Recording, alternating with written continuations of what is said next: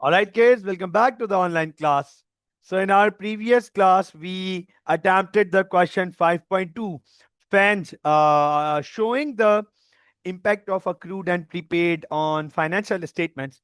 हमने accrued prepaid की adjustments financial statement पे उसका impact देखा था. हमने 5.2 complete कर लिया. We are done with income statement and statement of financial position regarding accrued and prepaid. Accrued prepaid का हमारा टॉपिक यहाँ पे वाइंड अप होता है. आज हमें बड़ा इंपॉर्टेंट टॉपिक स्टार्ट करना है. One of the most important topics of your accounting. आपके ओ लेवल्स IGCSE का एक बड़ा इंपॉर्टेंट सवाल, एक बड़ा इंपॉर्टेंट टॉपिक, एक बड़ा इंपॉर्टेंट पार्ट. ये कंफ्यूजन भी क्रिएट करता है स्टूडेंट्स के माइंड में. बहुत सारे सवालात भी रेस करता है. स्टूडेंट कहते हैं सर समझ नहीं आ रहा क्या हो रहा है, क्यों हो रहा है. कभी ये कर रहे हैं, कभी ये कर रहे हैं, कभी माइनस कर रहे हैं, कभी माइनस नहीं कर रहे. यहां माइनस कर रहे हैं, वहां भी माइनस कर रहे हैं, यहां माइनस नहीं कर रहे, वहां माइनस कर रहे हैं. और ये सवाल स्टूडेंट के माइंड में 10,000 किस्म के सवाल रेस कर देता है और एक खिचड़ी पका देता है. सर टॉपिक का नाम है, यकीनन आप सबको पता होगा. What is the name of the topic? Yes please, क्या है टॉपिक का नाम? टॉपिक का नाम है, आप सबको पता है, डेप्रीसिएशन. टॉपिक का नाम है डेप्रीसिएशन. अच्छा, how many of you have studied depreciation before? How many of you have studied depreciation before? Iman, Rayyan. Iman भी कह रही है मैंने पढ़ा हुआ है, रैयान कह रहे हैं मैंने पढ़ा हुआ है. Amna, Ibtisam, have you guys studied depreciation before? क्या आप लोगों ने डेप्रिसिएशन पढ़ा हुआ है पहले? Yes please. Amna, Ibtisam, have you guys studied? Ibtisam कह रहे हैं नो सर. आमना कह रही है नॉट स्टडीड. ईमान और रैयान, क्या डेप्रिसिएशन में प्रॉब्लम्स होती हैं? क्या डेप्रिसिएशन के टॉपिक में प्रॉब्लम होती है? क्या डेप्रिसिएशन के एडजस्टमेंट्स में प्रॉब्लम होती है? कब माइनस कर रहे हैं, कब माइनस नहीं कर रहे हैं, सर कहाँ माइनस कर रहे हैं, कभी यहां माइनस करते हैं वहां माइनस नहीं करते. हाँ सर, इनकम स्टेटमेंट में क्यों माइनस किया? हाँ वो तो SOFP में करते हैं. अरे सर इनकम स्टेटमेंट में नहीं किया, SOFP में कर दिया. प्रॉब्लम्स है ना, ये प्रॉब्लम आती है. इंशाल्लाह 3 क्लासेस लगेंगी हमें डेप्रिसिएशन का पूरा बैकग्राउंड समझने के लिए. And after those 3 classes, inshallah, when we would be attempting the financial statements, you guys would be saying, sir ये इतना मुश्किल नहीं था जितना मुश्किल ये लगा हमें, या ये जितना मुश्किल हमें लगता था. It's not that difficult. और आपको बहुत मजा आएगा. बहुत इंटरेस्टिंग टॉपिक है. लेकिन इस इंटरेस्टिंग टॉपिक में इंटरेस्टिंग और बढ़ जाएगा, या और एक्साइटमेंट हो जाएगी इसमें, और एक्साइटिंग हो जाएगा जब आप मेरे सवालों के जवाब देते रहेंगे, जब आप मेरे साथ एग्जाम्पल्स में इन्वॉल्व रहेंगे. डेप्रिसिएशन और बहुत मजेदार हो जाएगा. चले स्टार्ट करते हैं. What is depreciation? सवाल आता है स्टूडेंट्स का, सर ये डेप्रिसिएशन होती क्या है? कोई आसान अल्फाजों में इसकी कोई डिस्क्रिप्शन है? It is the fall. आप इस वर्ड पे फोकस कीजिएगा. It is the fall in the value of a non-current asset over time. तो सर आप गौर से देखें ये क्या है. It is the fall. It is the fall in the value of a non current asset over time. Non current asset की value में कमी आना. नॉन करंट एसेट की वैल्यू में कमी आना, इसको हम डेप्रिसिएशन कहते हैं. जब नॉन करंट एसेट की वैल्यू कम होती है, गिर जाती है, रिड्यूस हो जाती है तो हम उसको डेप्रिसिएशन, अकाउंटिंग की लैंग्वेज में हम उसे कहते हैं डेप्रिसिएशन। बड़ा इंपॉर्टेंट सवाल आता है कि सर ये नॉन करंट एसेट्स की वैल्यू, ये सर नॉन करंट एसेट की वैल्यू कम क्यों होती है। बड़ा इंपॉर्टेंट सवाल आता है कि सर ये नॉन करंट एसेट की वैल्यू कम क्यों हो जाती है। Why it falls, why it falls. अच्छा, वाइट फॉल्स से पहले मैं आपके सामने सिर्फ एक एग्जाम्पल रेस करता हूं। मैं आपके सामने सिर्फ एक एग्जाम्पल रेस करता हूं। सिंपल सी एग्जाम्पल है, बिल्कुल बेसिक सी एग्जाम्पल। मुझे एक बात बताइएगा, एएस मार्ट ने, एएस मार्ट ने अपने मार्ट के ऑपरेशंस के लिए जनरेटर्स खरीदे। वो हैवी साइज जनरेटर्स, वो हैवी साइज जनरेटर्स, बड़े बड़े साइज के जनरेटर्स, पावर जनरेटर्स खरीदे। आप मुझे सिर्फ ये बताएं, क्या 2 साल बाद उस जनरेटर की वही वैल्यू होगी जो खरीदी थी, या कम होगी, या कम होगी? हाँ जी, है ना सर? 2 साल बाद उन जनरेटर्स की वो वैल्यू नहीं होगी बल्कि कम होगी, राइट? इसी तरीके से मुझे ये बताएं, एएस मार्ट ने, एएस मार्ट ने अपने इंप्लॉइज के लिए, अपने डिपार्टमेंट्स में अपने एम्प्लॉयज के लिए उन्होंने लैपटॉप्स खरीदे, ताकि मार्ट के जो एम्प्लॉयज हैं वो लैपटॉप की लैपटॉप में आराम से मैनेजमेंट कर लें, अपने अपने रिकॉर्ड्स मेंटेन कर लें। मुझे ये बताएं, क्या 1 साल बाद लैपटॉप की वही वैल्यू होगी जिस वैल्यू पे लैपटॉप खरीदा था, या लैपटॉप की वैल्यू कम होगी, या लैपटॉप की वैल्यू कम होगी? राइट, कम होगी, राइट, कम होगी।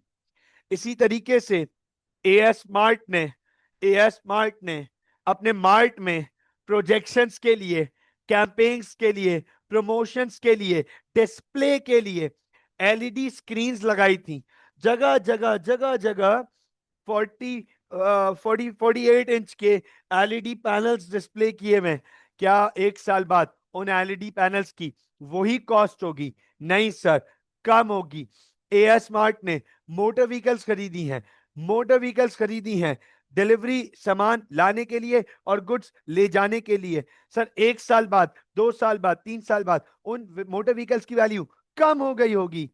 डेप्रिसिएशन, इसे कहते हैं depreciation. Fall in the value of a non current asset over time, कि सर नॉन करंट एसेट की वैल्यू ओवर टाइम कम हो जाती है। जो वैल्यू कम होती है उसको हम डेप्रिसिएशन कहते हैं। स्टूडेंट्स का यहां सवाल आता है, बहुत इंपॉर्टेंट सवाल आता है, सर क्यों कम होती है? Sir why do they depreciate? Sir why do they depreciate? Sir हाँ, देखो रैयान ने कितना अच्छा पॉइंट यहां पे मेंशन किया है। रैयान ने कितना अच्छा पॉइंट मेंशन किया है। Sir we use the assets, so per year the value decreases depending on our use, so how much we use the asset.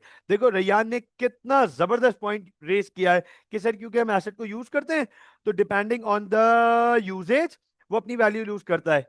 Rayyan, it is one of the reason, आप गलत नहीं हो, it is one of the reason, there are other reason as well. तो हम सारे reason पढ़ेंगे यहाँ पे। आई एम ग्लैड दैट आपने यहाँ पे लिखा। हाँ, आमना आमना आमना ने ये बोला sir because reason, because it is use, use is one of the reason. जिसे हम कहते हैं, जिसे हम कहते हैं, गौर से देखिएगा, वेयर एंड टेयर, ये एक रीजन है, एक रीजन है। हाँ, वेयर एंड टेयर, ये एक रीजन है, वेयर एंड टेयर। अच्छा, मैं सारे रीजंस दिखा देता हूं, फिर एक एक करके इन रीजंस को पढ़ेंगे। मैं पहले सारे रीजंस लिखा देता हूं, फिर एक एक करके सारे रीजंस को पढ़ेंगे। वेयर एंड टेयर के बाद, वेयर एंड टेयर के बाद दूसरा आ जाता है हमारे पास टेक्नोलॉजिकल चेंज। दूसरा आ जाता है हमारे पास टेक्नोलॉजिकल चेंज, ठीक है ना?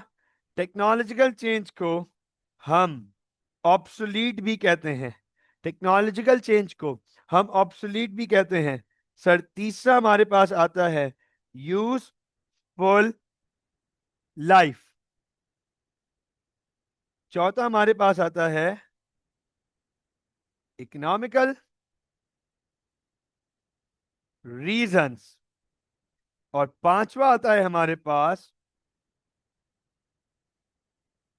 Depletion slash exhaustion. तो अब अंडरस्टैंड कीजिएगा sir, these are the five most common reasons why an asset, why a non current asset loses its value over time. Fall का मतलब वैल्यू लूज करना, वैल्यू कम होना। तो हम कहते हैं depreciation is the fall in the value, and these are the reasons why a non current asset loses its value. Sir सबसे पहले बात करते हैं वेयर एंड टेयर की। सबसे पहले बात करते हैं वेयर एंड टेयर की। नोट कीजिएगा, अंडरस्टैंड कीजिएगा, वेयर एंड टेयर की बात करते हैं। सर जब हम एसेट को यूज करेंगे, नॉन करंट एसेट को यूज करेंगे, तो आप मुझे ये बात बताएं, क्या नॉन करंट एसेट अपनी ओरिजिनल कंडीशन में रहेगा?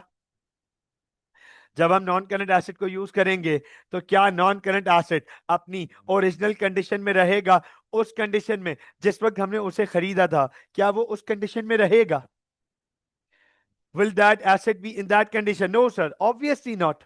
Obviously not. समझिएगा इस बात को। सर जनरेटर्स खरीदे तो जनरेटर्स के जो पार्ट्स हैं अब वो उस कंडीशन में नहीं रहेंगे। लैपटॉप है सर, लैपटॉप का डिस्प्ले, स्क्रीन ब्राइटनेस थोड़ी सी कम हो गई होगी, निशान आ चुके होंगे बॉडी पे, बॉडी के अंदर जो पार्ट्स मौजूद हैं, प्रोसेसर्स हैं, माइक्रोचिप्स हैं, सर वो थोड़ी सी वॉर्न आउट हो चुकी होंगी। गाड़ियां हैं, गाड़ियां ओरिजिनल कंडीशन में नहीं रहेंगी। Wear and tear, wear and tear, ये जो वैल्यू कम हो रही है, ये वेयर एंड टेयर की वजह से हो रही है। इसको हम कहते हैं wear and tear. Wear while using, because of the usage the asset will lose its originality. Wear and टेयर।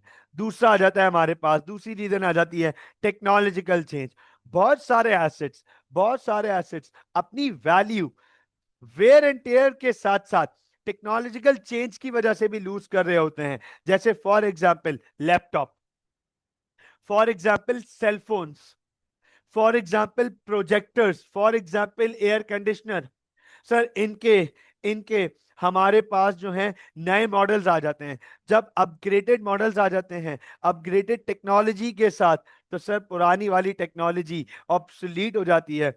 अच्छा यहां पे मैं एक चीज क्लियर कर दूं, स्टूडेंट सोचते हैं या स्टूडेंट परसीव करते हैं, ये many a times students perceive this point, this thought के ऑब्सलीट का मतलब अब यूजेबल नहीं है। No no, that's not right, that's not right at all. Obsolete वो वैल्यू लूज कर रहा है क्योंकि अब वो टेक्नोलॉजिकली डिमांड में नहीं है, लेकिन यूज में अभी भी हो सकता है। हम तो पाकिस्तानी हैं, हम तो पाकिस्तानी हैं, हम कोई चीज नहीं डिस्कार्ड करते, हम कुछ नहीं डिस्कार्ड करते। हमारे यहाँ जो एक शर्ट है, वो जो बड़ा भाई खरीदता है उसके बाद छोटे भाई तक ट्रांसफर होती है, उसके बाद अगर कोई और छोटा है तो उस पर ट्रांसफर होती है, और कोई छोटा नहीं है तो फिर पहले वो सफाई के कपड़े में इस्तेमाल होती है और फिर पोछे में इस्तेमाल होती है। This is reality, this is the reality, right. हमारे यहाँ आप देखें ना, माशाल्लाह रोडों पे आप देखेंगे तो आपको 50-50 साल पुरानी गाड़ियां चलते हुए नजर आएंगी। वो उसके चार टायर चार अलग तरफ जा रहे हैं, उसके चार टायर चार अलग तरफ जा रहे हैं, गाड़ी 25 की स्पीड पे कांपना शुरू हो जाती है, लेकिन ऐसे रोड पे गाड़ी चलती, हम नहीं डिस्कार्ड करते, पाकिस्तानी है। तो टेक्नोलॉजिकली वो डिमांड में नहीं है हमारे पास, लेकिन वो यूज में हो सकती है। तो वो जो वैल्यू लूज हो रही है वो टेक्नोलॉजिकल चेंज की वजह से हो रही है, क्योंकि अब उसमें अपग्रेडेशन आ गई है। Then we have useful life. बहुत सारे नॉन करंट एसेट्स ऐसे होते हैं जिनकी एक सर्टेन लाइफ होती है। बहुत सारे नॉन करंट एसेट्स ऐसे होते हैं भैया जिनकी एक सर्टेन स्पेसिफिक लाइफ होती है, वो उस लाइफ तक चलते हैं, वो उस लाइफ तक चलते हैं। जैसे मैं आपको एग्जांपल देता हूं, प्रोजेक्टर्स। प्रोजेक्टर्स का जो हेड लैंप है, जो बल्ब है, उसकी एक सर्टेन लाइफ है सर। प्रोजेक्टर्स का जो हेड लैंप है, उसकी एक लाइफ होती है, वो लिखा हुआ होता है 100 आवर्स, 200 आवर्स, 300 आवर्स। वो जब तक उसकी, वो जैसे जैसे यूज करते जाएंगे, लाइफ कम होती चली जाएगी, वैल्यू कम होती चली जाएगी। फिर सर इकोनॉमिकल रीजंस, गवर्नमेंट की पॉलिसीज की वजह से नॉन करंट एसेट्स की वैल्यू में चेंजेस आ सकती हैं। गवर्नमेंट की पॉलिसीज, गवर्नमेंट ने कोई टैक्स लगा दिया, टैक्स लगाने से मार्केट में उसकी वैल्यूएशन चेंज हो गई।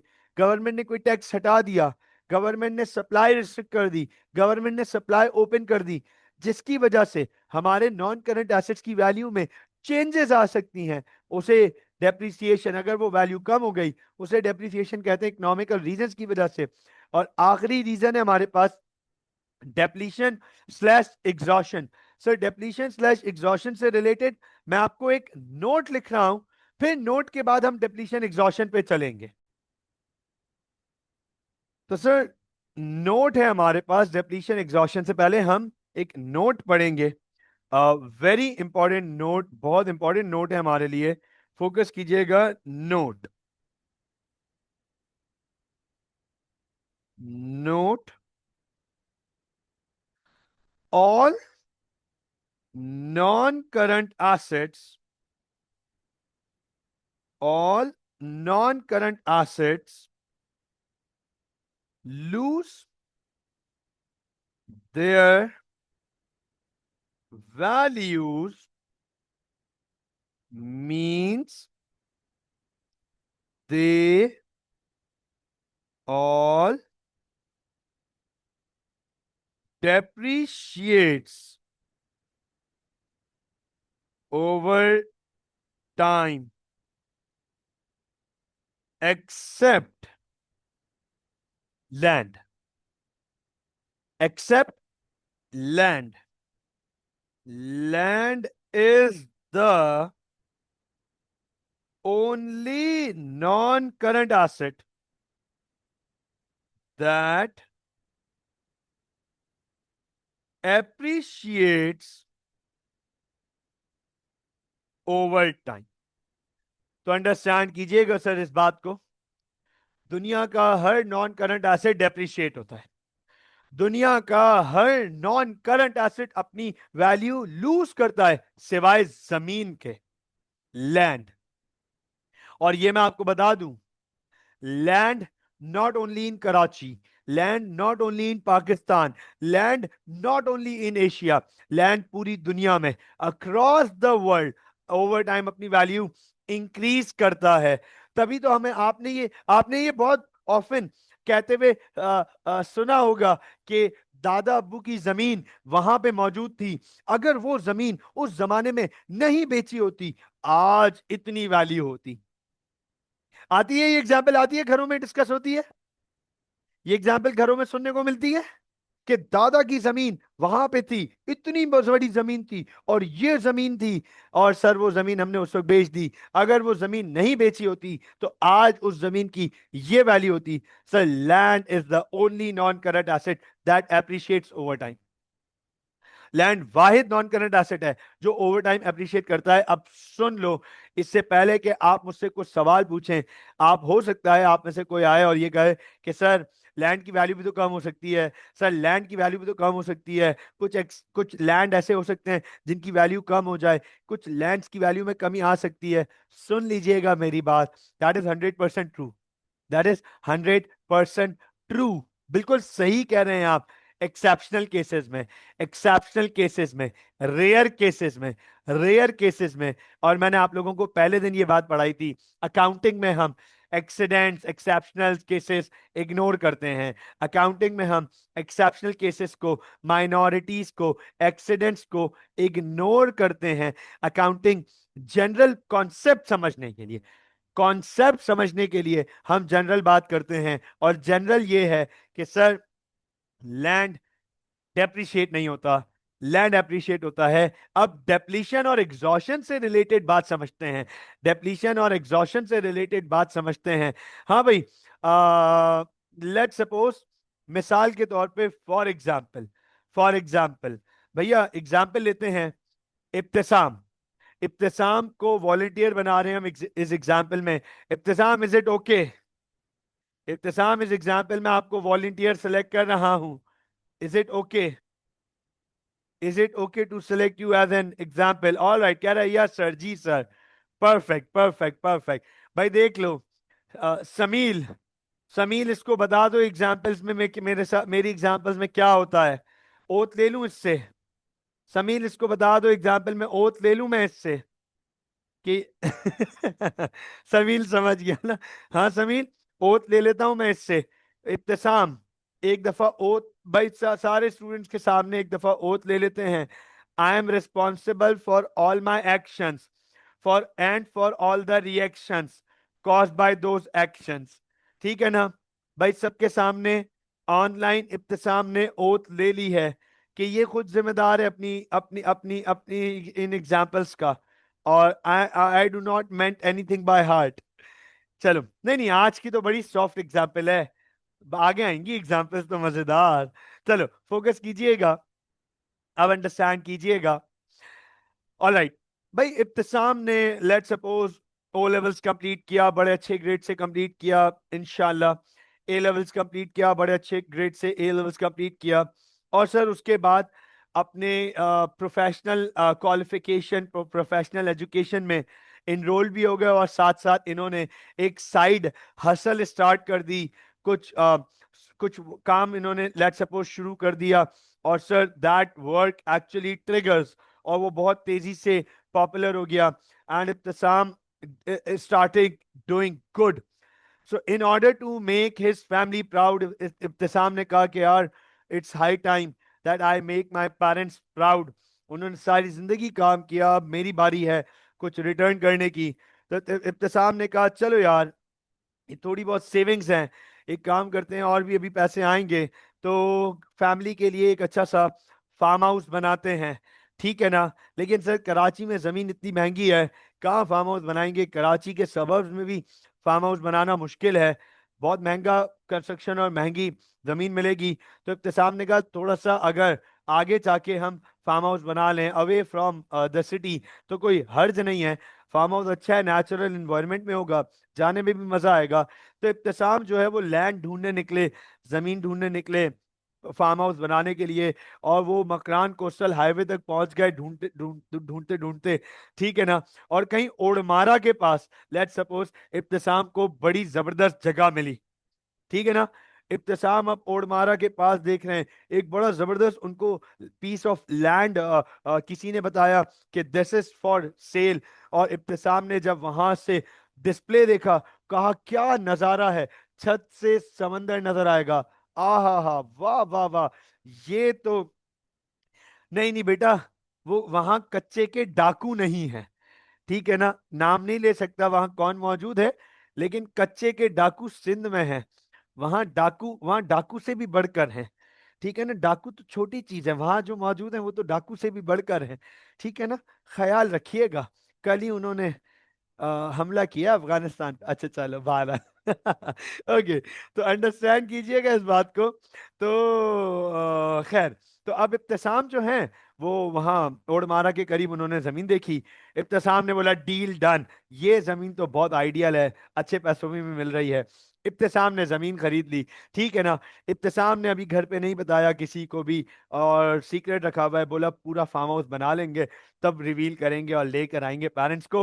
इब्तिसाम ने आज जुम्मे वाले दिन बिस्मिल्लाह पढ़ा नमाज के बाद, और कहा पहला कुल्हाड़ा मैं मारता हूं जमीन पे डिगिंग के लिए, और फिर डिगिंग स्टार्ट करेंगे, फार्म हाउस बनाएंगे। इब्तिसाम ने जैसे ही कुल्हाड़ा मारा, जमीन में से एकदम से तेल निकल आया। हाँ, इब्तिसाम का तेल निकल आया। नहीं मतलब इब्तिसाम का तेल नहीं निकला, सॉरी, इब्तिसाम का तेल नहीं निकला, इब्तिसाम की जमीन में से तेल निकल आया।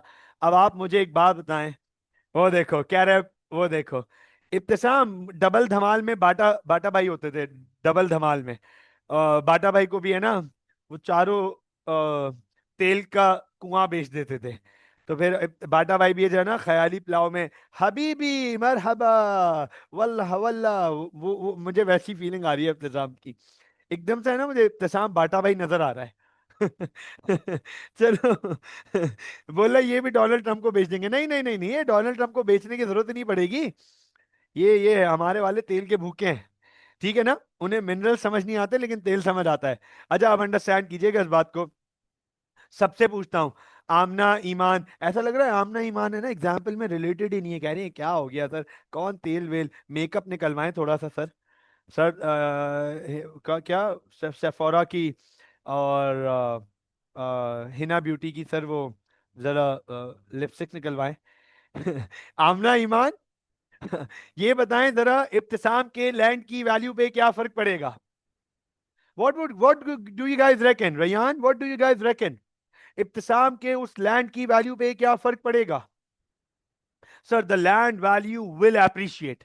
लैंड की वैल्यू बहुत ज्यादा बढ़ जाएगी, हाँ डबल हो जाएगी, एप्रिशिएट कर जाएगी, value will increase, right, value will increase. Ryan, ये इब्तिसाम जो है वो इब्तिसाम ने बोला अरे छोड़ो फार्म हाउस, पेरेंट्स को बाद में कुछ और फार्म हाउस दे देंगे, ये असल चीज है, पैसा ही पैसा। इब्तिसाम ने बोला यहाँ पे मैं रिफाइनरी लगाऊंगा, एक्सट्रैक्शन करूंगा और क्रूड ऑयल को कन्वर्ट करूंगा पेट्रोलियम प्रोडक्ट्स में, और फिर मैं बेचूंगा, राइट, पैसा ही पैसा होगा, ठीक है ना। सपोज कर लेते हैं गाइस, सपोज कर लेते हैं कि हम एक इज्जतदाराना मुल्क में रहते हैं। देखो मैं बोल रहा हूं सपोज कर लो, सपोज कर लेते हैं कि हम एक इज्जतदाराना मुल्क में रहते हैं जहां पे आवाम के राइट्स हैं और जानवरों के भी राइट्स हैं और इंसानियत है, और गवर्नमेंट जो है वो लालची नहीं है, और इज्जतदाराना गवर्नमेंट भी मौजूद है। तो इब्तिसाम इब्तिसाम जो है ना वो एनओसी लेंगे और लाइसेंस लेंगे। इसके बगैर काम नहीं हो सकता दुनिया भर में, आप पाकिस्तान में नहीं, कहीं भी दुनिया में हो, नेचुरल रिसोर्सेज की अगर आपकी जमीन से निकले हैं तो yes they belong to you, but you can not sell it without the permission of the government. ये बात याद रखिएगा। ये दुनिया भर में है, लेकिन कम से कम चलो दुनिया भर में ये है कि इज्जतदाराना निजाम के जरिए आपको एनओसी लेनी पड़ेगी, लाइसेंस लेना पड़ेगा, और आप गवर्नमेंट आपसे कुछ पैसे चार्ज करेगी उस चीज को सेल ऑफ करने के लिए। And that is very true, that is very correct, इसमें कोई हर्ज नहीं है। लेकिन ऐसा तो नहीं होगा कि आप गायब हो जाओगे, ऐसा नहीं होगा कि आप इज्जतदाराना मुल्क में ऐसा नहीं होगा कि आप गायब हो जाएं। और इब्तिसाम इब्तिसाम ख्याल रखना, अगर तेल निकल आया ना बेटा, तो फिर इब्तिसाम नादरा के रिकॉर्ड्स में भी नहीं मिलेगा, ठीक है ना। इब्तिसाम हो गई नहीं, नादरा के रिकॉर्ड्स में भी नहीं मिलेगा, और ये तेल किसी और का होगा, राइट। ओके। तो हाँ, अच्छा वैसे ये भी सीन हो सकता है, पता चला इब्तिसाम ने जैसे ही उधर कुल्हाड़ा मारा तो पता चला ओडमारा सिटी की सेवरेज की लाइन जा रही थी, पता चला सेवरेज की लाइन जा रही थी, इन्होंने सेवरेज की लाइन तोड़ दी और ये समझ रहे ऑयल निकल आया। ओके। तो खैर, coming back to the topic, तो अब इब्तिसाम ने वहां पे एक्सट्रैक्शन स्टार्ट की। अच्छा, जैसे जैसे इब्तिसाम नेचुरल रिसोर्स एक्सट्रैक्ट करते चले जाएंगे, उसकी वैल्यू पे क्या फर्क पड़ेगा? What do you guys think? What do you guys think, क्या क्या वैल्यू पे क्या फर्क पड़ेगा जैसे जैसे इब्तिसाम जमीन से नेचुरल रिसोर्स एक्सट्रैक्ट करते चले जाएंगे? What would happen to that, the value of that natural resource? Sir value कम हो जाएगी, वैल्यू कम हो जाएगी। पता है क्यों? नहीं नहीं, इंक्रीज नहीं होगी इब्तिसाम, फिनिश प्रोडक्ट की वैल्यू इंक्रीज होगी, वो तो फिनिश प्रोडक्ट है। आपके लैंड की वैल्यू डेप्रिशिएट हो जाएगी, डिप्लीट हो जाएगी। पता है क्यों? क्यों? क्योंकि sir natural resources limited quantity में होते हैं, एक सर्टेन तादाद में होते हैं, लिमिटेड क्वांटिटी होती है, और जैसे जैसे आप उन्हें एक्सट्रैक्ट करते चले जाएंगे सर वो खत्म होते चले आएंगे, और एक टाइम आएगा natural resources will be gone, खत्म हो गया सर, अब कुछ नेचुरल रिसोर्स उसके अंदर मौजूद नहीं है। तो ये जो डेप्रिसिएशन हुई, ये डेप्लीशन की वजह से हुई, depletion of natural resource, depletion of natural resource. मुझे बताएं, इज दैट क्लियर? मुझे बताएं, इज दैट क्लियर? क्या ये रीजंस क्लियर हो गए? क्या ये रीजंस क्लियर हो गए? Are these reasons clear? क्या सारे रीजंस क्लियर हो गए? परफेक्ट, परफेक्ट, जबरदस्त जबरदस्त जबरदस्त। अब इससे पहले कि आप लोग मुझसे कुछ सवाल पूछें, आपके माइंड में सवाल आ सकते हैं, स्टूडेंट्स के माइंड में एक सवाल होता है। मैं आप लोगों के सामने एक एग्जाम्पल लेकर आऊंगा। बहुत कॉमन ये सवाल होता है, बहुत कॉमन ये सवाल होता है स्टूडेंट्स के माइंड में। मैं जब भी डेप्रिसिएशन का टॉपिक पढ़ाता हूं और मैं कहता हूं over time non current asset अपनी वैल्यू लूज करेगा, over time non current asset अपनी वैल्यू लूज करेगा, और दुनिया का हर नॉन करंट एसेट अपनी वैल्यू लूज करेगा सिवाय लैंड के। यहां पर क्लास में कोई एक ना एक स्टूडेंट जरूर होता है जो कुछ इस किस्म की एग्जाम्पल लेकर आता है। नोट कर लीजिएगा। मुझे उम्मीद है आमना, ईमान, इब्तिसाम, समील, रैयान, मुझे पूरी उम्मीद है, 100% यकीन है इस बात का कि आप में से भी स्टूडेंट्स ऐसे होंगे जिनके माइंड में ये बात होगी या उससे कुछ मिलती जुलती बात होगी, और सवाल करने के लिए आप रेडी होंगे। अभी तक आपने पूछा नहीं या आगे जाके ये बात माइंड में आएगी। मैं आज ही क्लियर कर देता हूं ये चीज। डेप्रिसिएशन का टॉपिक है, ये बात स्टूडेंट्स के माइंड में एग्जिस्ट करती है, खास तौर पे पाकिस्तानी स्टूडेंट्स के माइंड में एग्जिस्ट करती है। मैं आज ही आपके सामने क्लैरिटी दे देता हूं। स्टूडेंट्स कहते हैं कि सर आपने बोला all non current assets lose their values means they all depreciates over time except land। Sir आपने कहा दुनिया का हर non current asset over time अपनी वैल्यू लूज करेगा सिवाय जमीन के। स्टूडेंट कहता है सर मैं आपको एक मिसाल देता हूं। स्टूडेंट कहता है कि सर मैंने 2018 में 2018 में एक एक्वा, टोयोटा एक्वा गाड़ी खरीदी, और सर मैंने 2018 में वो 1.8 मिलियन 18 लाख रुपए की खरीदी थी। स्टूडेंट कहता है कि सर 2018 में मैंने एक एक्वा खरीदी 1.8 मिलियन 18 लाख रुपए की, ठीक है ना। कहते हैं सर 7 इयर्स, 7 साल मैंने उस गाड़ी को चलाया है, 7 साल, नोट कीजिएगा। स्टूडेंट कहता है कि सर मैंने उसे 7 साल चलाया है, 7 इयर्स। अच्छा मैं आपको ये बता दूं, पाकिस्तान कराची कराची कराची सॉरी, पाकिस्तानी कराची, कराची के रोड पे 7 साल गाड़ी चलने का मतलब है गाड़ी के साथ जाती है, नाइंसाफी है। रोड्स कहाँ हैं? खड्डे हैं, खड्डों के बीच कहीं कहीं छोटे छोटे रोड्स है हमारे पास, है ना। मतलब गाड़ी भी जब वो वहां से अ, खड्डों से गुजरते हुए रोड पर आती है तो गाड़ी भी कहती होगी अय अल्लाह तेरा शुक्र है। मतलब हमारे यहाँ गाड़ियां भी शुक्र अदा कर रही हैं कि क्या सांस मिली थोड़ी सी। हो ये क्या खड्डो। 7 साल गाड़ी चलने के बाद है ना, गाड़ी के साउंड सिस्टम के अलावा सब में से आवाज आ रही होगी, गाड़ी के साउंड सिस्टम के अलावा सब में से आवाज आ रही होगी। ऐसा हाल, ऐसा हाल हुआ हुआ है हमारे रोडों का। Am I right about it? Am I right about it? वो कह रहे हैं सर 7 साल गाड़ी चलाने के बाद, कराची जैसे रोड पे 7 साल गाड़ी चलाने के बाद, जब आज मैं वही एक्वा सर बेचने जाऊं तो सर 3.1 मिलियन की सेल होगी। वो कह रहे सर ये तो अप्रिशिएट हो गई, डेप्रिसिएशन के बजाय ये तो एप्रिसिएशन हो गई सर।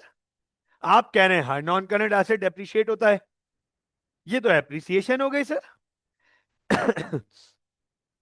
है ना, ये तो एप्रिसिएशन हो गई। अब आप मुझे ये बताएं, अब आप मुझे ये बताएं, Amna, I don't know whether you can relate with this example, but Iman, Ibtisam, Sameel, Rayyan, is this true? क्या ये बात फैक्ट है? क्या ऐसा हमने देखा पास्ट में कि हमने जो गाड़ी आज से 5 साल पहले, 6 साल पहले, 7 साल पहले खरीदी, वो गाड़ी की प्राइस यूज करने के बाद बढ़ गई है? गाड़ियों की प्राइस यूज करने के बाद बढ़ गई है।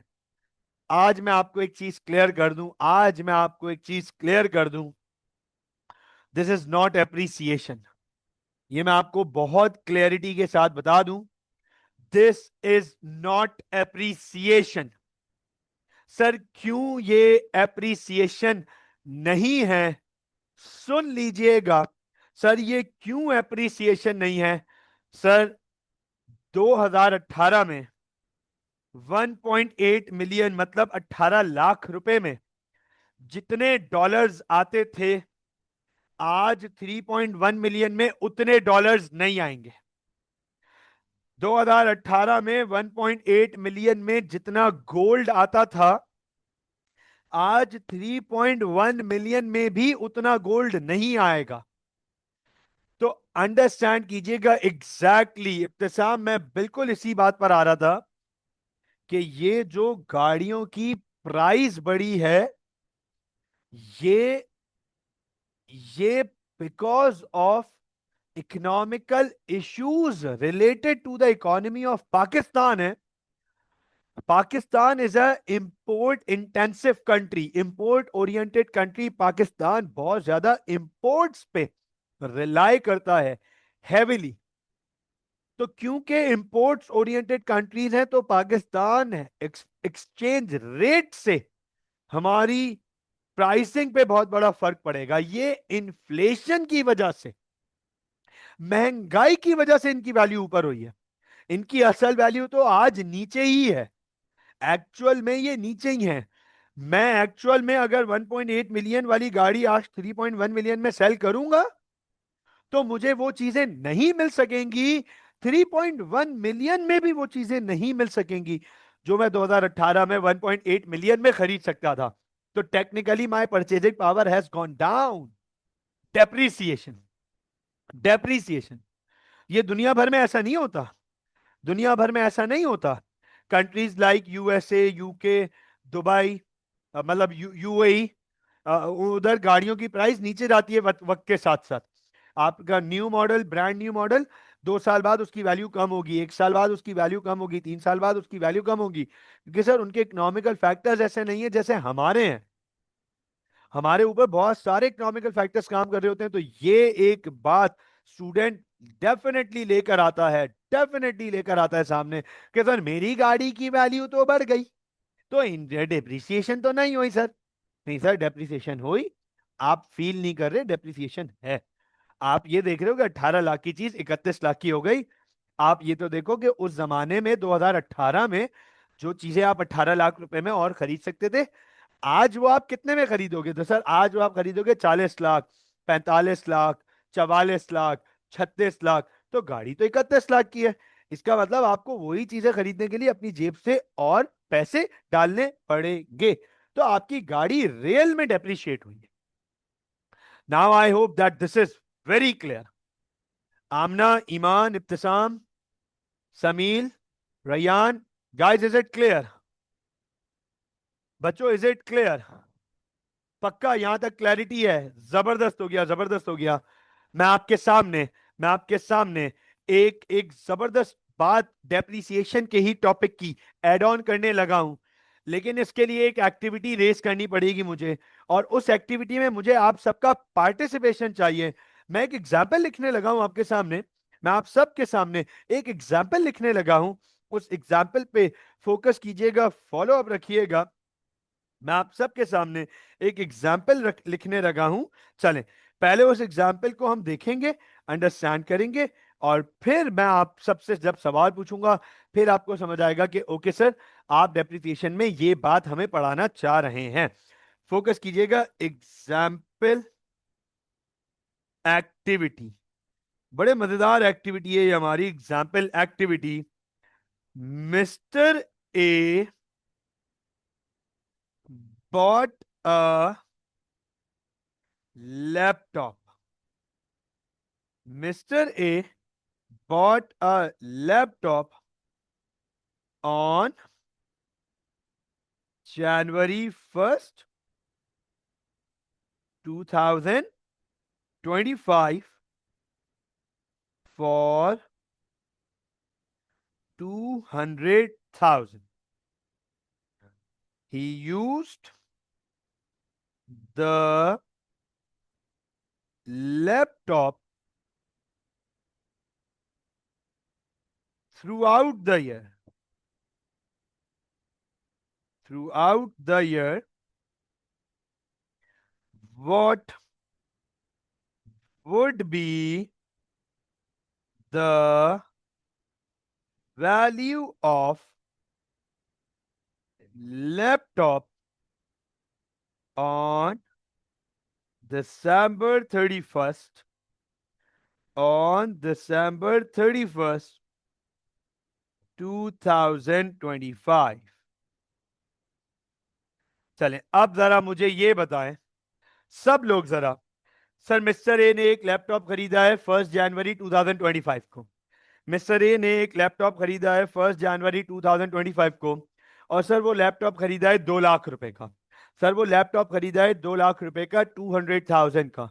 उन्होंने वो लैपटॉप पूरे साल इस्तेमाल किया, भरपूर इस्तेमाल किया, बेहतरीन इस्तेमाल किया, रोज इस्तेमाल किया, दिन के 8, 10, 12 घंटे इस्तेमाल किया। मुझे ये बताएं, क्या ये लैपटॉप पूरे साल यूज हुआ? क्या ये लैपटॉप पूरे साल यूज हुआ? अरे इब्तिसाम, 1 जनवरी 2025 को खरीदा है, 31 दिसंबर, क्या ये पूरे साल यूज हुआ? मिस्टर ए ने पूरे साल लैपटॉप को यूज किया और through out the year use किया, बेहतरीन यूज किया। मुझे ये बता दें, क्या इसकी वैल्यू कम होगी? क्या इस लैपटॉप की वैल्यू कम होगी? क्या इस लैपटॉप की वैल्यू कम होगी? मेरा आपसे बहुत सिंपल सवाल है, मुझे कोई लंबी नहीं चाहिए, कोई वैलिडेशन नहीं चाहिए, कोई जस्टिफिकेशन नहीं चाहिए। मुझे आपसे सिर्फ सीधा स्ट्रेट फॉरवर्ड जवाब चाहिए। बता दो इस लैपटॉप की आपके हिसाब से क्या वैल्यू होगी? आपके हिसाब से क्या वैल्यू होगी? 2 लाख रुपए का लैपटॉप खरीदा था साल के शुरू में, पूरे साल इस्तेमाल किया है, पूरे साल इस्तेमाल किया है। चलो वेरी गुड। वैल्यूज आना, वैल्यूज आना शुरू हो गई है, वैल्यूज आना शुरू हो गई हैं। इब्तिसाम और ईमान ने एक ही वैल्यू दी है और वो दी है 150,000। इब्तिसाम और ईमान, इब्तिसाम और ईमान ने वैल्यूज दी हैं 150,000, जबकि समील और समील ने, और नहीं, इब्तिसाम, इब्तिसाम 150 बोला था, फिर 100 के बोल रहा है। भाई एक जगह आ जाना यार। हाँ भाई, समील ने 100 के, 100,000 वैल्यू दी है। अच्छा, आमना ने भी 150,000। वाह भाई वाह। तो तीन स्टूडेंट्स जो हैं वो एक सर्टेन वैल्यू पर अग्री कर रहे हैं। Ibtisam, Iman and Amna. What about Rayyan? What about Rayyan? Rayyan क्या लगता है, क्या वैल्यू होगी? What about Rayyan? वैसे आज अब्दुल्ला, अरसलान, शायान का भी होना बनता था, बड़ा मजा आता इस एग्जाम्पल में। ओए होए, रैयान भी 150,000 बोल रहे हैं। रैयान भी कह रहे हैं सर मेरा वोट भी 150,000 की तरफ से। जब सब 150,000, सर या तो सब सही होंगे या सब गलत होंगे, मैं भी उसी में शामिल हूँ। रैयान ने कैसा सेफ्टी पकड़ी है अपनी। रैयान ने बोला सर सब सब ये बोल रहे हैं, मैं भी ये बोल देता हूँ, सारे गलत होंगे तो मैं भी गलत होऊंगा, और सारे सही हो तो मैं भी सही होऊंगा। यार क्या, कितना कितना चालाक है यार रैयान। रैयान इसीलिए बोला ना 150,000। ठीक है ना? चलो, अब हमारे पास वैल्यूज आ गई। अब अंडरस्टैंड कीजिएगा। भाई मिसाल के तौर पे, फॉर एग्जांपल, मैं कहता हूं मेरे हिसाब से, भाई मैं कहता हूं मेरे हिसाब से, अंडरस्टैंड कीजिएगा कि ये मेरे हिसाब से लेट सपोज 100, ना 80,000 का है मेरे हिसाब से। ये लैपटॉप 80,000 का है एक साल के बाद। मिस्टर ए ने इसे बहुत इस्तेमाल किया, पूरा साल इस्तेमाल किया, दिन में 12 12 घंटे इस्तेमाल किया इस लैपटॉप को। लैपटॉप का हाल बुरा कर दिया मिस्टर ए ने यूज कर करके। मेरे हिसाब से इसका 80,000 की वैल्यू है। अच्छा, मैं आपको यहां पर एक जबरदस्त एग्जांपल देता हूं। अभी लास्ट वीक एएस की क्लास में, लास्ट वीक एएस की क्लास में एक स्टूडेंट ने जवाब दिया, सर 2 लाख रुपए का ही है। एएस के एक स्टूडेंट ने जवाब दिया कि सर 2 लाख रुपए का ही है। और एएस के स्टूडेंट, उसने बोला सर मेरा लैपटॉप मेरी मर्जी। अच्छा, कुछ कह भी नहीं सकते। जब मेरा जिसमें मेरी मर्जी का स्लोगन लग सकता है, तो मेरा लैपटॉप मेरी मर्जी का भी स्लोगन लग सकता है, कोई हर्ष तो नहीं है इसमें। मैंने उसको बोला, मैंने कहा वाह ये अच्छा है भाई, ये मैं 2 लाख रुपए का है, मेरी मर्जी लैपटॉप। अब सवाल ये है कि we have 4 different values right now. We have 4 different values right now. एक स्टूडेंट कह रहे हैं सर लैपटॉप 2 लाख रुपए का ही है, कोई कुछ भी कर ले। 4 स्टूडेंट ऐसे हैं जो कह रहे हैं सर नहीं सर लैपटॉप 1.5 लाख रुपए का है। एक स्टूडेंट कह रहा है कि नहीं सर लैपटॉप 1 लाख रुपए का है, और टीचर ये कह रहा है कि नहीं लैपटॉप 80,000 का है। अब आप अंडरस्टैंड कीजिएगा इस बात को, कौन सही है, कौन सही है, कौन सही है, नोट कीजिएगा। ये डील बॉक्स किसको मिलने जा रहा है? जीतो पाकिस्तान। ये डील बॉक्स किसको मिलने जा रहा है? ये लैपटॉप किसको मिलने जा रहा है? जीतने वाले को वाटर कूलर मिलेगा। गौर से देखिएगा, सर यहां पर एक स्टारिक डाल के एक पॉइंट लिख रहा हूं। All the values above are correct and acceptable as of now। ये भी लिख दिया, ये भी लिख दिया कि अभी, एज ऑफ नाउ, आज के दिन, एज ऑफ नाउ सारी वैल्यूज ठीक है। वो एएस स्टूडेंट भी अपनी जगह सही है, रैयान, इब्तिसाम, आमना, ईमान भी ठीक है, समील भी ठीक है, और टीचर भी ठीक है। सबकी वैल्यूज ठीक है। पता है क्यों? रीजन भी तो देख लो, रीजन भी तो देख लो। Because because depreciation is not a confirm value. क्योंकि सर डेप्रिसिएशन है ना, कंफर्म वैल्यू नहीं है। क्योंकि सर डेप्रिसिएशन एक कंफर्म वैल्यू नहीं है, डेप्रिसिएशन की वैल्यू कंफर्म नहीं है। अंडरस्टैंड कीजिएगा, depreciation highly subjective, the value is highly subjective. पता है डेप्रिसिएशन कंफर्म वैल्यू नहीं है, ज्यादातर ओपिनियन है, ज्यादातर ओपिनियन है। मैं आपको ओपिनियन की एग्जांपल के थ्रू समझाता हूं, मैं आपको ओपिनियन की एग्जांपल के थ्रू समझाता हूं। डेप्रिसिएशन कंफर्म वैल्यू नहीं है। मेरे लिए मेरे नॉन करंट एसेट की ज्यादा वैल्यू होगी, किसी और के लिए मेरे नॉन करंट एसेट की वैल्यू कम होगी। ये ह्यूमन नेचर है, ये ह्यूमन नेचर है। मैं किसी और का नॉन करंट एसेट देखूंगा ना, किसी और का नॉन करंट एसेट, तो कहूंगा अबे फारिग है, कोई वैल्यू नहीं है इसकी। अंडरस्टैंड करना। और वो अपने एसेट को बहुत ज्यादा वैल्यू प्लेस करेगा। Is this right? क्या आप मेरी इस बात से एग्री करते हो? क्या आप मेरी इस बात से एग्री करते हो कि इंसान के लिए अपने एसेट की वैल्यू बहुत होगी? वो उसे डेप्रिसिएट, वो बोल तो रहा है एएस का स्टूडेंट, सर मैं नहीं मानता मेरा एसेट डेप्रिशिएट हो रहा है, मैं मानता ही नहीं। अच्छा आप नोट करो ना, आप गाड़ी बेचने जाओ मार्केट में, तो आप अपनी गाड़ी की खूबियां बताते हो, ये गाड़ी है, ये ऐसी है, ऐसी है, बटन दबाओ रॉकेट बन जाएगी। और टेस्ला का क्या ऑटो पायलट, ये ऑटो पायलट, हम तारीफें करेंगे अपनी गाड़ी की। दूसरा जो खरीदने आए ना, वो इसकी बुराइयां बताएगा, क्या यार गाड़ी में ये खराब है, ये खराब है, ये नहीं है, ये नहीं है, ये सही नहीं है। And this is true. Depreciation कितनी हुई, सब्जेक्टिव है, वेरी सब्जेक्टिव। तो सर फिर क्या करें? अंडरस्टैंड कीजिएगा, फिर क्या करें?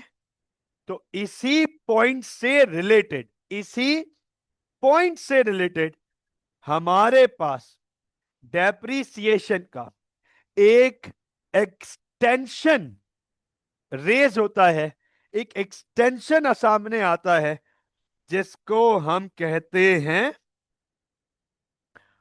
Provision for depreciation. ये देख लीजिएगा, इसको हम कहते हैं प्रोविजन फॉर डेप्रीसिएशन। ये डेप्रीसिएशन का एक्सटेंशन आता है। और क्यों आता है सामने? Because because depreciation is not a confirmed value, it needs to be, it needs to be estimated as provision.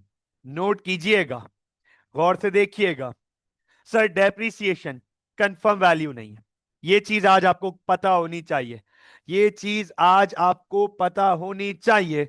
Depreciation even in the real world, मैं अपने तमाम बिजनेसेस की अकाउंटिंग करता हूं और ये बात गारंटीड बता दूं, जहां जिन बिजनेसेस में, हर बिजनेस में डेप्रिसिएशन अकाउंट नहीं करता, लेकिन जिन बिजनेसेस में डेप्रिसिएशन अकाउंटेबिलिटी होती है, वहां डेप्रिसिएशन की कंफर्म वैल्यू नहीं होती। तो सर जब कंफर्मेशन नहीं है तो फिर क्या करते हैं? एस्टिमेट करते हैं। क्या करते हैं? एस्टिमेट करते हैं। तो अंडरस्टैंड कीजिएगा, प्रोविजन क्या है? What do we mean by provision? Sir provision क्या है? What do we mean by provision? Note कर लीजिएगा sir. Provision is an estimation. Provision is an estimation of what? Estimation of what? Estimation of depreciation. Provision is an estimation. Sir, estimation of what? Estimation of depreciation. Estimation of depreciation. तो ये देख लीजिएगा, provision for depreciation, it is an estimation of depreciation. हम estimate करते हैं, हम depreciation को estimate करते हैं। अंडरस्टैंड कीजिएगा। सवाल आता है यहां पे, सवाल आता है हमारे पास, सर हाउ एस्टिमेशन, हाउ, कैसे सर, कैसे एस्टिमेट करते हैं? हाउ डू वी एस्टिमेट, हम कैसे एस्टिमेट करते हैं? तो नोट कीजिएगा, एस्टिमेशन के तीन मेथड्स हैं, तीन मेथड्स हैं। वो जो वो जो मिस्टर ए थे, मिस्टर ए जिन्होंने लैपटॉप खरीदा और एक साल यूज किया और साल के एंड तक उन्हें यह आइडेंटिफाई करना था कि लैपटॉप कितनी वैल्यू लूज कर चुका है। इसी तरीके से एएस स्मार्ट ने जनरेटर्स खरीदे होंगे, इसी तरीके से एएस स्मार्ट ने कंप्यूटर्स खरीदे होंगे, एएस स्मार्ट में स्टोरेज, वो स्टोरेज के इक्विपमेंट्स होंगे। सर वो सब अपनी वैल्यू लूज करेंगे ओवर टाइम। कितनी वैल्यू लूज करेंगे? एस्टिमेट करेंगे, कंफर्मेशन नहीं है, कंफर्मेशन नहीं है, एस्टिमेट करेंगे। कैसे एस्टिमेट करेंगे? सर तीन मेथड्स हैं, सर तीन मेथड्स हैं। कौन बताएगा, कौन बताएगा? I was waiting for it Rayyan, very good यार, वेरी गुड। चलो दो तो रैयान ने भी बता दिए। हाँ भाई, ईमान, ईमान रिकॉल हो रहा है? इब्तिसाम, हाँ बिल्कुल ठीक है, बिल्कुल ठीक है, बिल्कुल ठीक है। चलें मैं यहां पे लिख रहा हूं, बिल्कुल ठीक है। आप लोगों ने दो और एक नाम तो बता दिए। नोट कीजिएगा सर, सबसे पहले आता है हमारे पास, सबसे पहला मेथड, इसको हम कहते हैं स्ट्रेट लाइन मेथड। इसको हम कहते हैं स्ट्रेट लाइन मेथड। ब्रैकेट में देखिएगा SLM, straight line method, SLM, इसे शॉर्ट फॉर्म में SLM कहते हैं। अच्छा ये मैं लिख रहा हूं आज के लिए, लेकिन ये हमारा नेक्स्ट क्लास में आएगा। कॉस्ट वैल्यू क्या है ये हमारा नेक्स्ट क्लास में आएगा। आगे हम सेकंड मेथड का नाम लिख रहे हैं। सेकंड मेथड का नाम, सर सेकंड मेथड का नाम है डिमिनिशिंग। ये देखो ईमान, आपने बोला डिमिनिशिंग और रैयान आपने बोला रिड्यूसिंग। तो सर ये डिमिनिशिंग और रिड्यूसिंग एक ही मेथड है। इसके दो नाम हैं, डिमिनिशिंग या रिड्यूसिंग, और इसको कहते हैं रिड्यूसिंग बैलेंस मेथड। तो रिड्यूसिंग बैलेंस मेथड या फिर डिमिनिशिंग बैलेंस मेथड, एक ही नाम है ये, एक ही चीज के दो नाम है। इसको हम कहते हैं RBM, RBM, reducing balance method.